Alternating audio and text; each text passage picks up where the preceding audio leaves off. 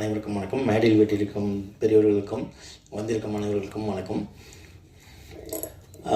Surrender என்னோடய assistant Gautham பண்ண படம். ஸோ லாஸ்ட்டு வீக் ஒரு படம் இன்னும் சீஃப் கெஸ்ட்டாக கூப்பிட்டுருந்தாங்க. அப்போ வந்து நான் இன்வைட் பண்ணி அந்த படத்துக்கு இது அட்டென்ட் பண்ணியிருந்தேன். ஸோ அந்த படத்துக்கு ஏன் அட்டென்ட் பண்ணியிருந்தேன்னா, ஒரு ஃப்ரெண்டு இன்வைட் பண்ணியிருந்தார். மேலும் வந்து அந்த படம் வந்து ட்ரெய்லரே ரொம்ப நல்லா இருந்துச்சு. அது ஒரு ஹாரர் சப்ஜெக்ட்டு. ஸோ அந்த படத்துக்கு ஒரு ப்ரொமோட் பண்ணணும். ஏன்னா எல்லாருமே யங்ஸ்டர்ஸ் எல்லாம் சேர்ந்து வந்து ஒரு படம் பண்ணியிருக்காங்க. அது கண்டிப்பாக வந்து ஒரு ப்ரொமோஷன் பண்ணணும் அப்படின்றது தான் வந்து ஒரு விஷ் பண்ணணும் அப்படின்றது ஒரு ஹார்ட்ஃபுல்லாக தான் அந்த ஃபங்க்ஷன் போயிருந்தேன். அதுக்கப்புறம் ஸோ அப்படி அந்த ஒரு படத்துக்கு நான் வந்து கண்டிப்பாக டெஃப்ரெண்ட்டாக வந்து ஒரு ப்ரொமோட் பண்ணும்போது, இந்த படத்துக்கு என்னோடய அசிஸ்டண்ட் மட்டும் இல்லை, ஒரு டைரக்டராக மட்டும் இல்லை, அந்த டோட்டல் டீமே வந்து எனக்கு வந்து பரிச்சயமான டீம் தான். மியூசிக் டைரக்டராக இருக்கட்டும், எடிட்டராக இருக்கட்டும், ஆர்ட் டைரக்டர் எல்லாருமே வந்து டோட்டல் டீமாக வந்திருக்காங்க. ஒரு ப்ரொடியூசர் வந்து அவர் நம்பி வந்து படம் ப்ரொடியூஸ் பண்ணியிருக்காரு. ஸோ அவருக்கு தான் ஃபஸ்ட்டு தேங்க்ஸ் சொல்லணும். Thank you sir. ஒரு பாயிண்டில் இந்த படத்தில் ஒர்க் பண்ண என் சார்ந்த ஃபஸ்ட்டு டெக்னீஷியன்ஸ் நான் சொல்லணுன்னா, ட்ரெய்லர் ரொம்ப பார்த்தேன். ட்ரெய்லர் பார்க்கும்போது ரொம்ப ரொம்ப சூப்பராக இருந்துச்சுன்னு சொல்லலாம். எல்லா ஆங்கிலையுமே வந்து அந்த படத்தை வந்து இன்னும் வந்து அந்த ட்ரெய்லர் வந்து இந்த படத்தை பார்க்கணும் அப்படின்ற ஒரு எக்ஸைட்மெண்ட் வந்து க்ரியேட் பண்ணிச்சுன்னு சொல்லலாம். ஃபஸ்ட் அப்படின்னு பார்த்திங்கன்னா வந்து ஆர்ட் டைரக்டர் மனோஜ் வந்து எனக்கு ஃபஸ்ட்டு வந்து எனக்கு தெரியும். அதாவது வந்து பார்டர் படத்துக்கு அதுக்கு முன்னாடி இருந்து தெரியும். ஸோ ஒருத்தரோட திறமை அப்படின்றது நம்ம வந்து அவங்க வந்து நம்மகிட்ட சான்ஸ் கேட்கணும் அப்படின்னு கிடையாது. அந்த ஒர்க்கை வந்து நம்ம வந்து பார்க்கும்போதே நம்மளுக்கு தெரிஞ்சிடும். ஓகே, இவர்கிட்ட வந்து ஒரு வேலையை கொடுக்கும்போது கண்டிப்பாக டெஃபரெண்ட்டாக நல்லா பண்ணுவார் அப்படின்னு சொல்லும்போது, அடுத்த படங்களில் வந்து ஆட்டோமேட்டிக்காக வந்து அந்த பொறுப்பு வந்து அவங்களே தேடி வரும்.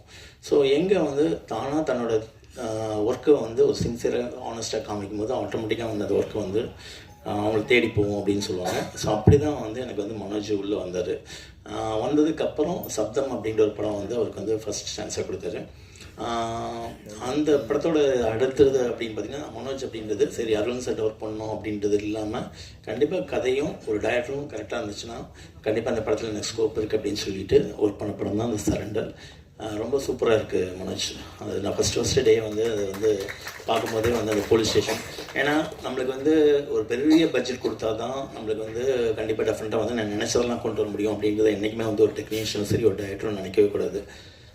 நம்மளுக்கு கிடைக்கிற ஒரு அமௌண்ட், ஒரு பட்ஜெட், இந்த பட்ஜெட்டில் வந்து நம்ம என்ன பண்ணணும் அப்படின்ற ஒரு பாயிண்டில் வந்து கிடைக்கிறதுல எவ்வளோ பெஸ்ட்டாக கொடுக்கணும் அப்படின்றது தான் வந்து லைஃப்பில் வந்து நம்மளுக்கு நிறைய விஷயங்கள் வந்து கற்றுக் கொடுக்கணும்னு நம்ம சொல்வேன். ஸோ அப்படிப்பட்ட ஒரு விஷயத்தில் தான் வந்து எல்லா டெக்னீஷியன்ஸையும் வந்து அவங்களோட பெஸ்ட்டை வந்து கொடுத்து தான் வந்து இன்றைக்கி வந்து இந்த அளவுக்கு வந்திருக்காங்க ஒரு பாயிண்டில். ஸோ நெக்ஸ்ட்டு அப்படின்னு பார்த்திங்கன்னா வந்து எடிட்டர் ரேணு, சாபு, என்னோடய எடிட்டர் சாபுவோட அசோசியேட்டாக இருந்தார். பார்டர் எல்லா படத்துலையுமே வந்து த்ரூ அவுட் ட்ராவல் பண்ணியிருக்காரு. ஸோ என்னென்னா எங்கள் 2 பேர்த்தோட ஒரு வேவ் லென்த் அப்படி வந்து எல்லா டைம்லேயும் வந்து எங்கள் 2 பேர்த்தோட வேவ் லென்த் வந்து கரெக்டாக பிடிச்சிட்டு அதை கரெக்டாக கூட ட்ராவல் பண்ணுற ஒரு எடிட்டர்னு நான் சொல்லுவேன் ஒரு பாயிண்டில். அது சாபுக்காக இருக்கட்டும், எனக்காக இருக்கட்டும் அப்படின்றத நான் ரொம்ப சொல்லுவேன். ஏன்னா ஒரு அசோசியேட் அப்படின்றது வந்து ஒரு டைரக்டருக்கும் சரி, ஒரு எடிட்டராக இருக்கட்டும், எல்லாம் ஒரு கேமராமேனாக இருக்கட்டும், எல்லாருக்குமே வந்து அவங்கவுங்க அசோசியேட் அசிஸ்டண்ட் அப்படின்றது ரொம்ப வந்து ஒரு தான் சொல்கிற வேலையை வந்து செய்யணும் அப்படின்றது கிடையாது. தான் சொல்கிற வேலையை மட்டும் செய்யாமல் அதுக்கு மேலே வந்து அந்த படத்துக்கு என்ன அவங்களான ஒரு உழைப்பை வந்து போட முடியும் அப்படின்றது கண்டிப்பாக டெஃபரெண்ட்டாக வந்து 100% வந்து தேவை. அந்த மாதிரி ஒரு அசோசியேட் அசிஸ்டண்ட் அப்படின்றது தான் வந்து ஒவ்வொரு சீஃப் டெக்னீஷியன்ஸும் வந்து உண்மையான சீஃப் டெக்னீஷியன்ஸ் வந்து அவங்க எதிர்பார்ப்பாங்க. அதே மாதிரி தான் வந்து அவங்களும் வந்து ஒர்க் பண்ணுவாங்க. அப்படி இந்த படத்தில் வந்து எடிட்டர் அமைச்சிருக்க வந்து ரேணு அப்படின்றது உண்மையிலே வந்து இந்த படம் வந்து உனக்கு பெரிய அளவில் வந்து ரீச் ஆகும் அப்படின்றது நான் சொல்லுவேன் ஒரு பாயிண்டில். ஸோ அடுத்து கேமராமேன் எனக்கு ஃபஸ்ட்டு டே வந்து இன்ட்ரடியூஸ் பண்ணாங்க. ஸோ இப்போ ட்ரெய்லர் பார்க்கும்போது உண்மையிலே வந்து ரொம்ப ரொம்ப நல்லாயிருக்கு. அந்த கான்ட்ராஸ்ட் லைட்டிங்காக இருக்கட்டும், அதுக்கப்புறம் வந்து அந்த கலர்ஸாக இருக்கட்டும், யூஸ் பண்ண கலர்ஸ் எல்லாருமே வந்து ரொம்ப நல்லாயிருக்கு. ரொம்ப சூப்பர், ஃபைன். என் ஸ்டன் மாஸ்டர் வந்து இன்றைக்கி தான் இன்ட்ரடியூஸ் பண்ணாங்க. ரொம்ப சூப்பராக இருக்குது sir, fine, super, fine. So next அப்படின்னு பார்த்திங்கன்னா மியூசிக் டைரக்டர் விகாஷ். ஃபைன். என்னோடய படத்தோட ஃபங்க்ஷனில் தான் வந்து அவரை பற்றி நிறையா சொல்லணும்னு நான் நினச்சேன். அது கரெக்டாக நான் ஒரு டைமாக வந்து அப்படியே தள்ளி போயிட்டே இருந்துச்சு.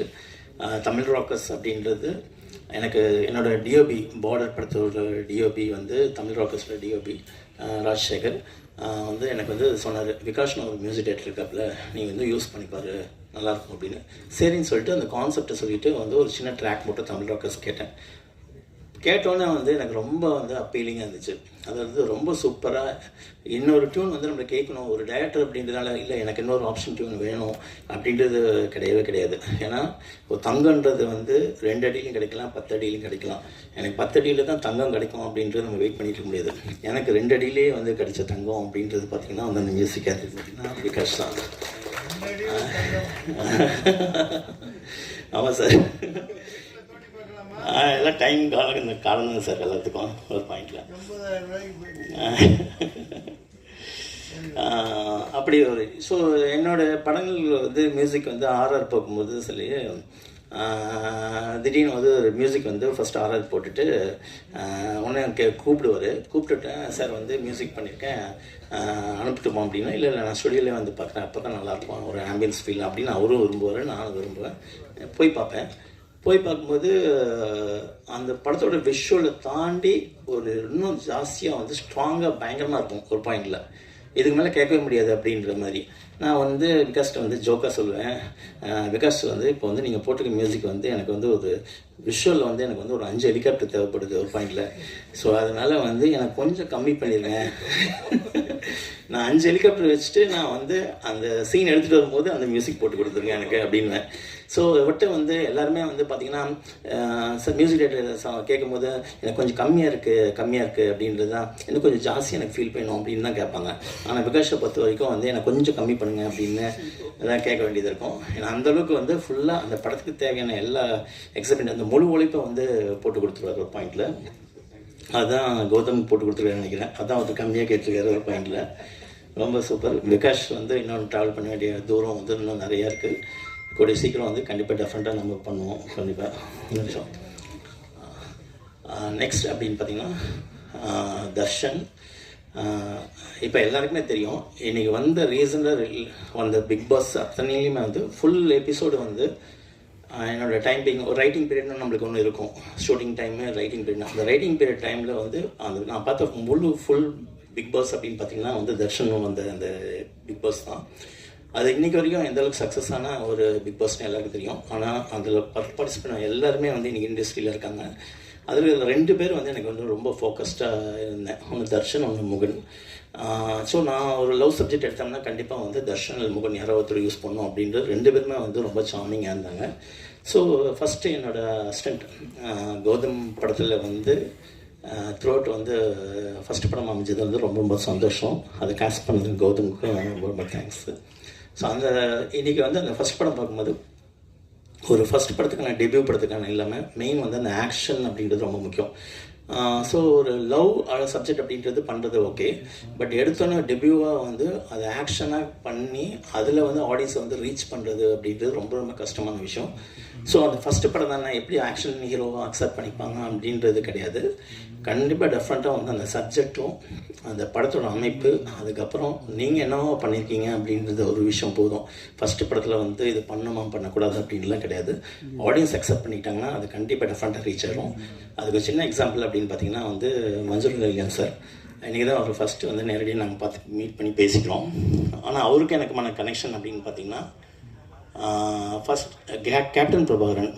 நான் வந்து பயங்கரமான வந்து தீவிரமான ரஜினி சார் ஃபேனு. ஆனால் கேப்டன் பிரபாகரன் படத்தை தான் வந்து நான் ஃபஸ்ட்டு வந்து அதிகமாக பார்த்தேன், தியேட்டரில் அதிகமாக பார்த்த ஒரே படம் அப்படின்றது. மோர் தென் வந்து ஒரு 10 டைம்ஸ் படம் பார்த்துருப்பேன். ஏன்னா அன்றைக்கி வந்து அதோட நிறைய வந்து பாத் பிரேக்கிங் வந்து பண்ணியிருக்கேன். நீங்கள் நிறைய பேருக்கு தெரியாது அந்த படத்தை பற்றி. அது ஃபைட் சீக்வன்ஸாக இருக்கட்டும், அதோட சவுண்டிங்ஸாக இருக்கட்டும், எல்லாமே வந்து அன்றைக்கி வந்து நிறையா வந்து பாத் பிரேக் பண்ண ஒரு படமாக இருக்கும். அந்த படத்தில் வந்து ஃபஸ்ட்டு வந்து மன்சூர் அலிகான் சார் வந்து ஃபஸ்ட்டு இன்ட்ரடக்ஷன். அந்த இன்ட்ரடக்ஷன் அதில் வந்து ஃபஸ்ட்டு வந்து அந்த இன்னொருத்தரோட ஆப்போசிட்டில் இருக்கிற தலையை வெட்டிட்டு வந்து ஃபுல் பிளட்டில் சோக் ஆகிட்டு அவரோட ஃபேஸை இன்ட்ரடியூஸ் ஆகும். அப்போ பேக் ஷாட்டில் வந்து அவரோட டயலாக் வரும். படம் வந்து ஒரு 1 or 3 days 4 days ஆனதுக்கு முன்னாடியே வந்து அவரோட இமேஜ் வந்து கேரக்டர் வந்து சக்ஸஸ் ஆயிடுச்சு. ஃபஸ்ட்டு கேரக்டர் பேக் ஷாட்டில் காமிக்கும் போதே வந்து ஹோல் தேட்டர் விஜயகாந்த் சாருக்கு எந்த அளவுக்கு கிளாப் பண்ணாலும் அந்த அளவுக்கு கிளாப் வந்து அவர் கிடச்சது ஒரு பாயிண்டில். அதுதான்.